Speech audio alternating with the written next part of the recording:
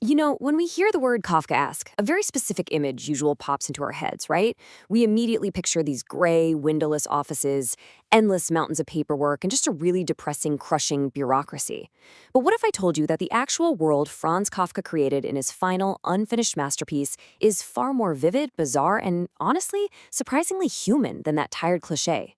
Welcome to This Explainer. Today, we're completely rethinking everything we thought we knew as we unpack the brilliance of the castle. So I want you to imagine this. You arrive late at night in a freezing, absolutely snowbound village. You're exhausted from a long journey, just desperately seeking a place to crash. You manage to find a spot on a straw mattress in a local inn, but almost immediately you're rudely awakened by this hostile young official named Schwarzer. He flat out tells you that the village belongs to the local count and you need a special permit just to sleep there. Well, this is exactly what happens to our protagonist, a land surveyor known to us simply as Kay. Right off the bat, he's thrown into a world where the rules are entirely unwritten, the locals are incredibly suspicious, and the authorities are always watching. And then there's the castle itself. When Kay first tries to look at this elusive castle, he's standing on a wooden bridge, peering up into the night sky. But he can't even see the building. It's described as just mist and darkness, what seemed to be a void. Kafka uses this to pull us right into a totally disorienting, atmospheric mystery from the very first page. The castle is this massive, looming presence, yet it's entirely hidden. It basically acts as a blank canvas for the anxieties, fears, and hopes of everyone living in the village down below. Okay, let's move into Section 1, Arriving in the Snow. The reality of the Kafkaesque. It's time to strip away our preconceptions. We usually expect a sterile, anonymous city from Kafka. But instead, Kay finds himself in a very real, tactile, freezing rural community. This isn't just a bleak backdrop. The village has really complex social dynamics. We're talking feuding families, gossiping landladies, local inns where peasants sit around drinking beer. And frankly, it's packed with surprising dark humor. It really isn't just some gloomy dystopia. It's a completely absurd, exhausting, and overwhelming social ecosystem. I mean, just look at Kay's first day. It perfectly captures the totally illogical bureaucracy he's up against. Get this. He tries to call the castle on the phone, and instead of a normal dial tone, the receiver hums like a choir of singing children. Then, a sick, coughing sleigh driver named Gerstacker absolutely refuses to drive him up the hill. The locals are treating him like he's an alien. And the absolute kicker? Two identical young men, Archer and Jeremias, show up, claiming to be his old assistants. The catch? They know absolutely zero about land surveying and didn't even bring any instruments with them. It's incredibly frustrating for Kay, sure, but for us reading it, it is deeply, darkly comical.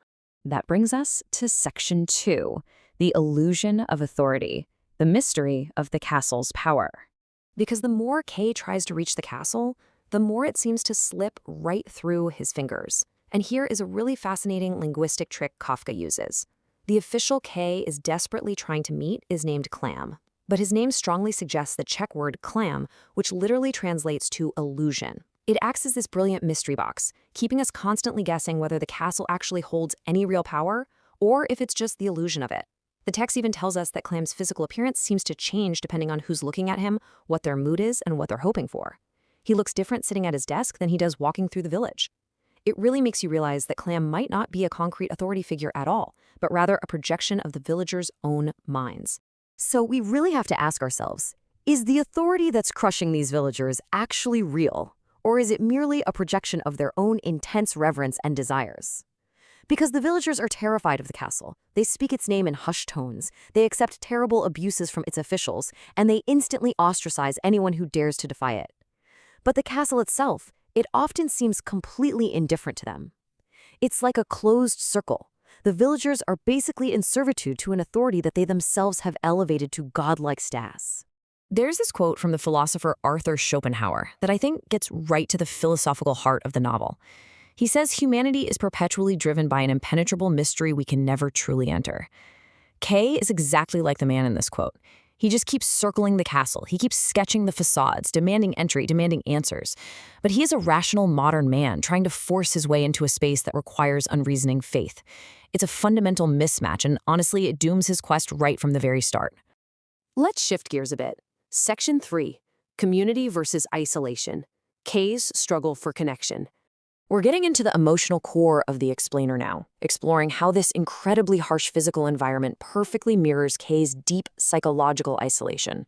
Kafka uses intense sensory immersion to make his points. He spends a lot of time describing the freezing cold, the heavy snow, and the sheer, brutal physical exhaustion of Kay, constantly having to pull his sinking feet out of these massive snowdrifts. And this isn't just Kafka writing about bad weather. It perfectly mirrors Kay's inability to integrate into this super unwelcoming community. Every single step is a struggle. Every attempt to connect with the locals, or even with his lover Frida, gets bogged down by his aggressive, all-consuming obsession with reaching the castle. He's literally pushing away the real human connections right in front of him for a phantom authority he's never going to reach. But, amidst all this cold and frustration, there are these moments of profound beauty. Let's look at the concept of the sublime. Normally, we think of the sublime as, say, a magnificent mountain or a raging ocean, something huge and overwhelming. But Kafka locates the true sublime in these rare, fragile moments of human connection and vulnerability that break right through the ice of isolation. There's this moment when a fiercely reserved, outcast woman named Amalia gives Kay a sad, luminous smile. It's described almost like a secret being shared between them. It tells us that true salvation in Kafka's world doesn't come from the bureaucratic, unfeeling castle. It comes from finding genuine human empathy. Now for our final part, Section 4, The Man Behind the Castle, Franz Kafka's Life and Tragic End. Let's zoom out from the snowbound village and look at the fascinating, contradictory guy who actually created it. Looking at Kafka's timeline, you see a brilliant life cut incredibly short. He wrote The Castle mostly in 1922 while staying in a mountain ski resort, which totally explains where the snowy inspiration for the book came from. Sadly, he died of tuberculosis just 2 years later at the age of 40, leaving the novel unfinished. It literally breaks off mid-sentence. But here is the wildest part. This entire masterpiece only survived because his close friend, Max Brod, completely defied Kafka's dying wish to burn all of his unpublished papers. If Brod had listened, we literally wouldn't be talking about this right now. It's really essential to realize that the real Kafka completely defied the miserable caricature that history often paints of him. We all picture this depressed, gloomy hermit, right? But in reality, he was a highly competent, valued professional at the Workers' Accident Insurance Institute. He had a keen social conscience and actively helped refugees. He was a guy who loved hiking and rowing. Yes, he definitely struggled with a domineering father, and he desperately needed solitude for his art. But his friends knew him as a charming, deeply witty companion. He understood the bureaucracy of the insurance world inside and out, and he used that firsthand knowledge to fuel the brilliant satire that we see in The Castle. So as we wrap up this explainer, I want to leave you with a pretty provocative thought. Think about our own modern institutions today. Our governments, huge corporations, even the social algorithms dictating our feeds. Are we, just like the villagers in the castle, granting ultimate power to these invisible authorities simply through our blind belief and submission to them? Kafka wrote this nearly a century ago, but it honestly feels like he's asking a question directly to us, right here, right now. Something to chew on. Thanks so much for joining me on this journey through the snow.